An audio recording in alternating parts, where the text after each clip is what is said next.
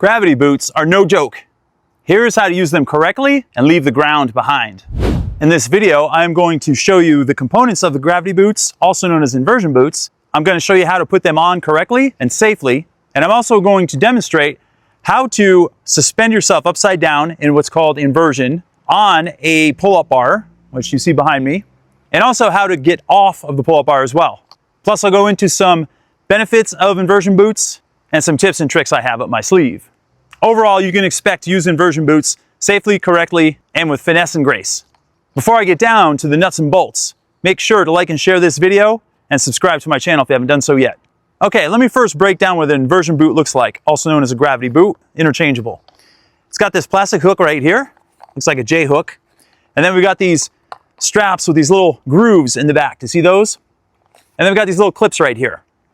The way it works is you wrap the boot around the bottom of your foot, and then you slide this into here like this, and then you lock this down, and then it hooks around the bottom of your foot right above your ankle. You put two of them on, obviously. Then you reach up and you grab a pull-up bar, you flip your legs up in the air, you carefully hook these around the pull-up bar, and then you slowly lower yourself down. Then you're in inversion. For some people, this is a bit ominous, a little bit scary. And that is exactly why I'm making this video, because I want to show you exactly how to go from the ground to inversion as safely as possible. Okay, I'm going to put all the focus down here around the bottom of my leg so you can see what's going on. You want to make sure, when you're putting your boot on, that the hook is like this, facing up, not facing down. That's your first thing. And you're simply going to open this up like that, wrap it around your leg, and then I like to put it on the front like this. Then you're going to take these straps and make sure that these blue clip things right here are on this side of this plastic. You don't want it tucked in like this. You want it here, okay? Now, we're going to take these and we're going to open these up like this, and you're going to slide these in, both of them, just like that, okay? Get some tension in there, and then spin this to the front so the hook is now in the front, lined up with the front of your foot. And you're going to take these clips right here, and you're going to snap them like that. Now, move it around a little bit. If it feels pretty loose, then just open this up, and then slide this in a little bit tighter, and then reclasp it. Do that with both of them. And then you lock them in, and you want to make sure that it's good and firm. You don't want it super tight. You just want it firm on your leg. Now, as you notice, I'm in bare feet right now.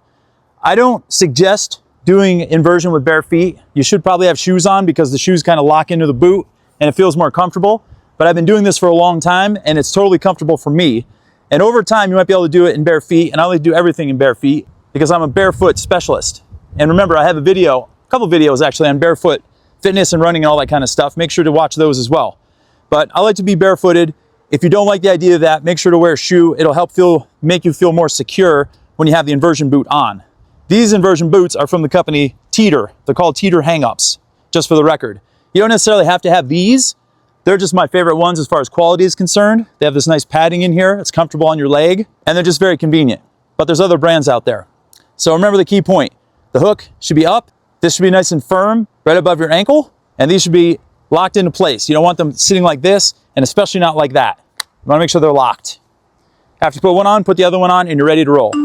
Now it's time to actually get up on the pull-up bar. And I'm out back behind our gym right now in our adult playground, and I have a series of monkey bars to work with right here. It really doesn't matter which one you use. As long as you have some kind of pull-up bar, you're going to be totally fine. It could be indoor, it could be outdoor, whatever. I like being outside. I like being in the sand, in the sun, and in Mother Nature. But you can totally do them inside as well if you have a pull-up bar. Now, I have as you can see, a bolster up here to stand on because this is pretty high. If it wasn't that very high, I can just reach up and grab it and no big deal. But you want to make sure your pull-up bar is high enough so you can extend your arms when you're in complete inversion, or at least get one that's high enough where your hands are just lightly touching the ground. That can actually be beneficial in the end, and I'll get to that when I get into my inverted position. But for the most part, you want to be able to come into a full inverted position. So here's what it looks like. You want to have your bolster out in front of you a little bit. My bar that I'm going to be using is actually right here. So it's back this way just a little. And you want to grab a hold of it. If you can see my body right now, I'm at a back angle slightly when I'm holding on to the bolster. Now, I'm going to remove my feet from it. And this does take some upper body strength. I'll warn you ahead of time. You have to be able to hold yourself here. We're now going to lift our legs up in the air, and we're slowly going to hook each hook onto the bar carefully and slowly. Always keep your hands on the bar when you're doing this for security reasons and safety reasons. Now, once you're here, we're slowly going to remove our hands and we're going to keep our abs nice and tight, and we're slowly going to lower our upper body down. Just like this. Okay. Now, we just simply let our arms hang straight down and we just enjoy the ride from here. So now I'm in full inversion and this feels absolutely amazing. And from here, we can do fun things like this. It's called oscillating.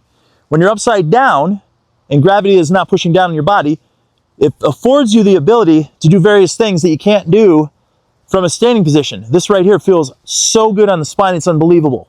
And another thing I want to mention is I highly suggest you use a spotter when you first start doing inversion. Have them stand right next to you, assisting you down and assisting you up. And they can actually grab your hips and manipulate you a little bit and give you a little extra twist here too. And they can push the back of your spine forward into a really extended position that you can't get by yourself.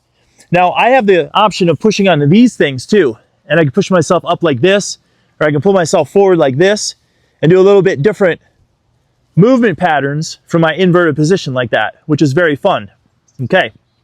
Now, to get out of this position, if you have a spotter, you can just sit up like this slightly and have them push on your back and lift you right on up.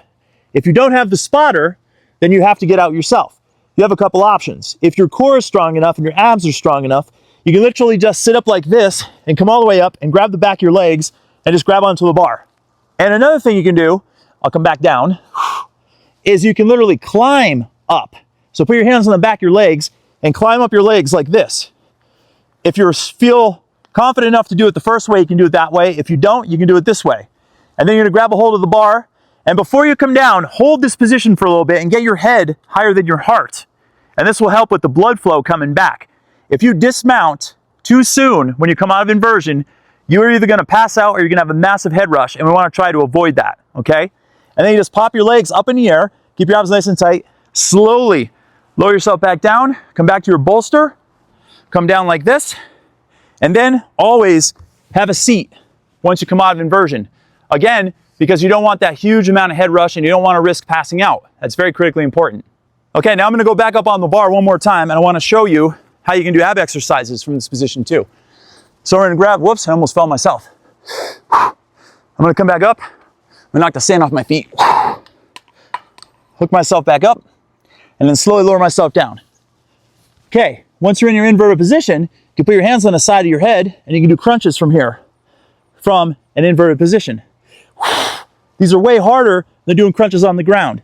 Then you can do things like reaching for your toes or your shins, like this. Just reach down and come up, just like that. And then try to get to your toes eventually. I can't quite get there. And do a set of maybe 8 to 10 reps of those, and then come up and out, or just come to this resting position here. Let the blood rush back down from your head, and then go back into your, so hold this position maybe 30 seconds to 45, then slowly lower yourself down and do another set, and then do 3 to 5 sets like that. Or you can simply just come right off and down and rest for like a minute, and then go back up, and then repeat 3 to 5 sets of those ab exercises. And that's kind of just scratching the surface too. There is your tutorial on how to use inversion boots effectively and correctly.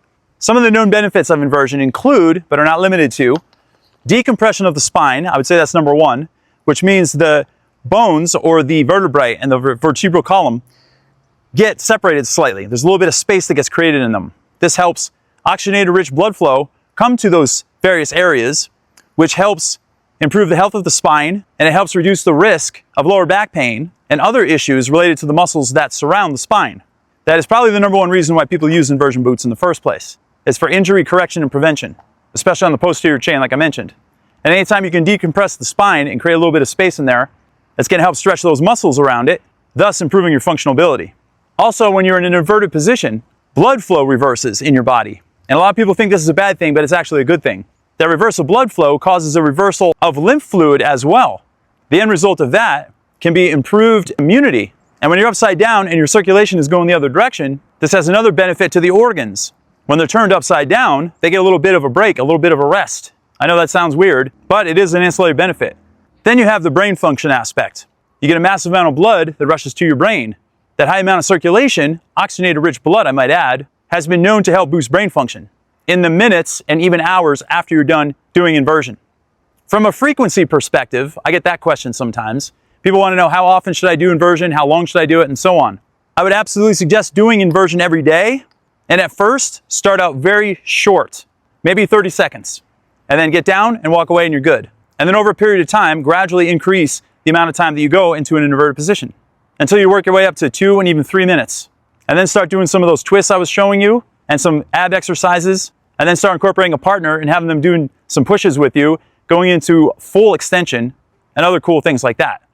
But I strongly advise you to go into long periods of inversion, especially when you start out. Hanging upside down for an excessive amount of time can definitely cause problems, especially in your brain and your eyes. Be very careful about that. Also, another warning I have for you is if you have any hardware in your body, such as rods or braces or screws in your spine or anything like that, I would suggest against inversion. If you have any kind of heart issues, if you have high blood pressure, if you have glaucoma or any kind of eye condition, then I would definitely say inversion is off limits, at least with the boots. Now, what you can do and try, especially if you have clearance from your doctor, is get an inversion table. And if this even seems too ominous for you, what I just did, then definitely get an inversion table and practice inversion that way. With a table, you can lock your feet into place, lay on a table, and then move yourself backward, and you can adjust the distance that you go backwards. And it's easy to get back out of it if you start getting nervous or scared. And honestly, if you have an inversion table and you go to about 45 degrees in an inverted position, you're getting full decompression of the spine. So you'll still get the benefits if that's all you got. All right, that's about all I have to tell you right now about inversion. If you have any more questions or comments, drop them in the box below. And in the meantime, make sure to like and share this video and subscribe to my channel if you haven't done so yet. This is Kevin David Rail, reporting live.